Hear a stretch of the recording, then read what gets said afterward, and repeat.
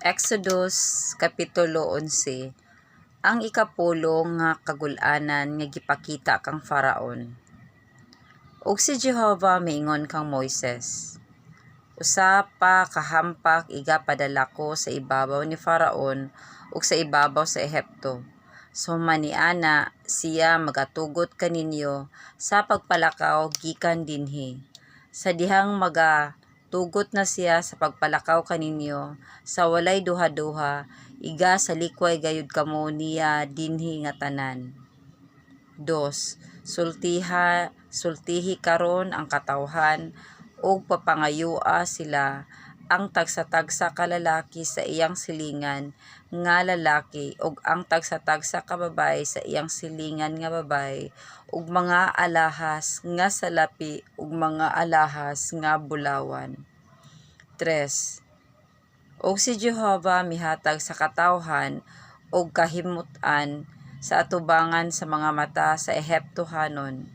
Labot pa, si Moises mao ang dako uyamot nga tawo sa yuta sa Ehipto, sa mga mata sa mga alagad ni Faraon ug sa mga mata sa katawhan.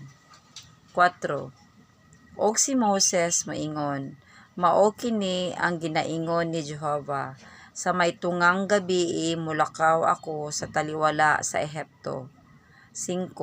Ug ang tanan nga panganay sa yuta sa Ehipto mga matay, gikan sa panganay ni Faraon nga nagalingkod sa iyang trono, hangtod sa panganay sa ulipon nga babae nga anaa sa likod sa galingan, ug ang tanan nga panganay sa kahayupan.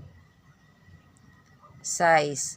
Ug moabot ang dakong pagtuaw sa tibuok nga yuta sa Ehipto, nga ang ingon niini wala pagayud mahitabo ni aduna pay ingon niini nga mahitabo. 7. Apan batok kang bisan kinsa sa mga anak sa Israel walay bisan usa ka iro nga magalihok sa iyang dila bisan batok sa tawo kun sa mananap, aron kamo masayod nga si Jehova nagabuhat og kalainan sa taliwala sa mga Ehiptohanon ug mga Israelihanon.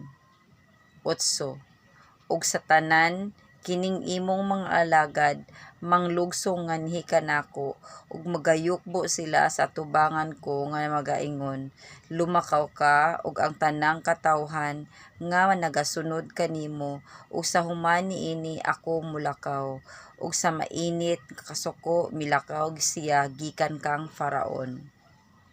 9. Ug si Jehova miingon kang Moises, si Faraon dili magapatalinghog kaninyo aron ang akong mga katingalahan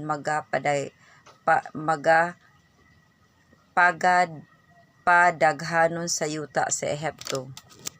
10. Og si Moses ug si Aaron nagbuhat niining tanan nga mga kahibulongan sa atubangan ni Faraon, ug si Jehova nagapagahi sa kasing-kasing ni Faraon ug wala siya magpalakaw sa mga anak sa Israel sa gawas sa iyang yuta.